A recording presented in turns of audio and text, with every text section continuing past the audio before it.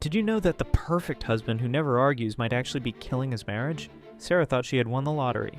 David never fought with her, never raised his voice, always agreed with everything she said.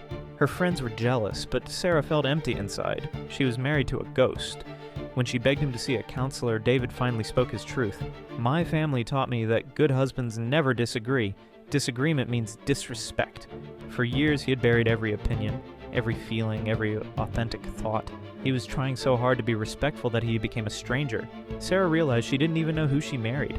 Then their counselor said something that changed everything. Healthy disagreement is actually the highest form of respect.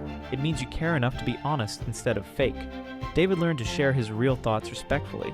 Sarah learned to welcome his authentic voice. Their marriage transformed from polite roommates to genuine partners. Sometimes the quietest person in the room is screaming the loudest inside.